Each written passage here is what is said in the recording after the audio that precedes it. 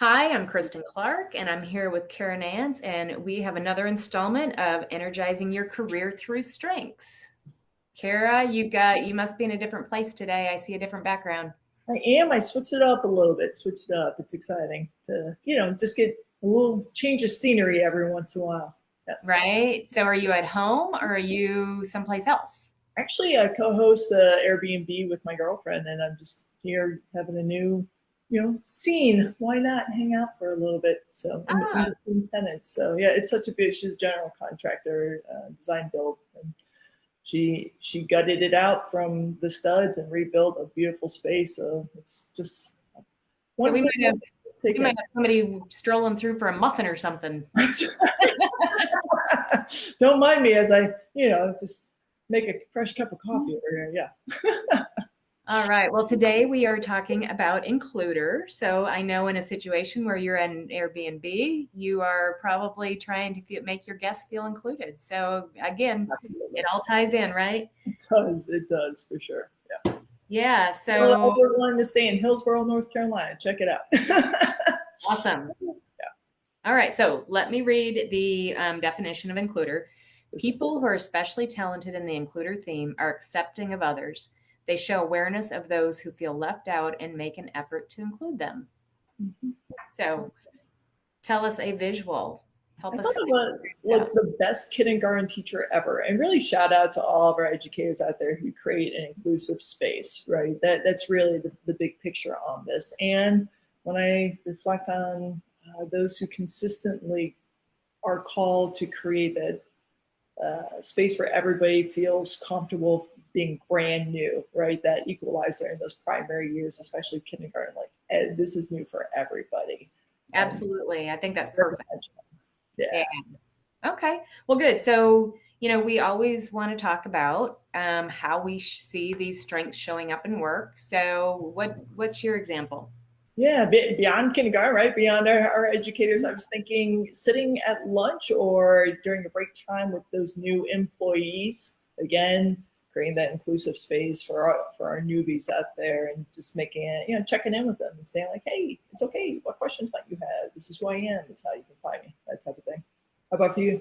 Awesome. Yeah. So, normally I talk about corporate, but today I want to talk a little bit more on the entrepreneurial side. I was at a book signing and for one of the people that I network with, and people were walking in, and you could see that they didn't know anybody when they walked into the space that we were holding this.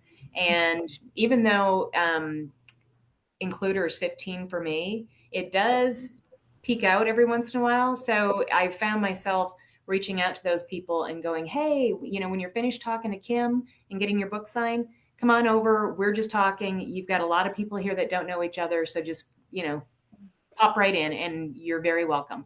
So, and I got a ton of just thank you so much because it's, I was a little bit nervous. So, I definitely attribute that to my includer. That's awesome. Yeah, I was thinking it's 15 for it, 17 for me. So it's a little, I think my relator plays in a bit more in those environments for sure. Where like I'm actually looking for who might I know. So yes, I know I appreciate fellow friends like yourself who are like, it's okay, come on over. Right. It does. And because I've been in that situation as well, right? And I will tell you, with it being my 15, when I'm blowing and going, it's not necessarily the first thing I reach for sure. Yeah. But I think in those situations, it comes out because I have been on the opposite side of not feeling included and just feeling kind of like I'm left out. So Right, right. Yep. I hear you. I hear it's tough to be the new kid, you know? it is for everybody, even if you're in your 20s, 30s, 40s, 60s, 80s, it's not fun when you're the one being left out. Yeah, yeah. Yeah, Yeah. It's a human experience, human experience. it Well, is. how about for what we can ask for more of? Yeah. So what I thought about is when I was working in corporate, I was working for a company called Brinks Home Security, and we were tasked with changing our name. Now, that was a company that had that name for 25 years and people that had been at the company that long. So it was a really major deal at the time. And we did something that we called the Ambassador Program. And what it was a team of people that would go out and just kind of let everybody know it's going to be okay.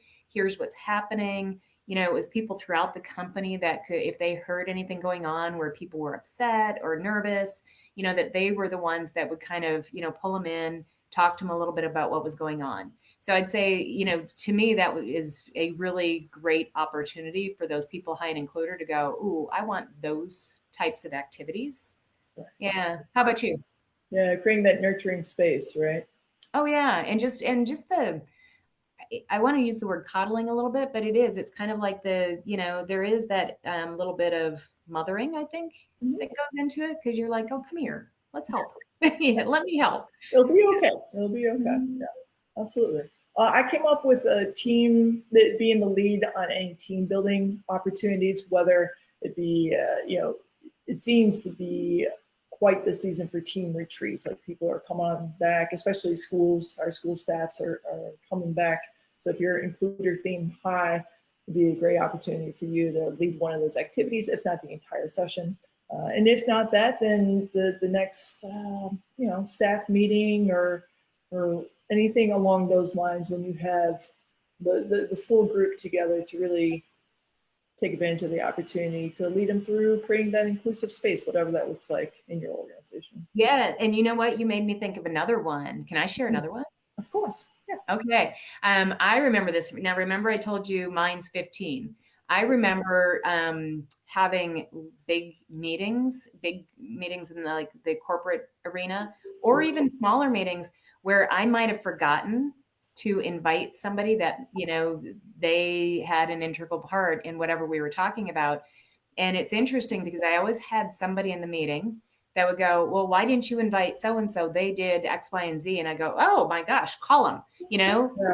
It was so. Like I said, when I'm blowing and going, it's not the first thing I think about. But those people always kind of kept me on track and made sure that all the right people were in the room. Right, which is a wonderful shout out to powerful partnerships. It's Absolutely. yeah. Work. Yeah. And you hear me talking about it at the time. I know the things I'm not good at, and I love my partners. Absolutely. Yes. It's a beautiful thing. Yes, it's a beautiful thing. Yeah. All right. Well, and as you guys know, we are always trying to help you figure out ways that you can raise your hand and use your strengths within your work and at home, but mostly at work is what we're talking about now. And we will see you next week. Yeah. Anything else, Cara, you want to say?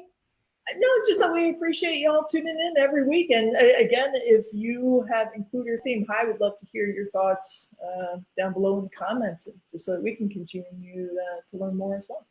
Appreciate you. Thanks, Cara. Thank you. See you.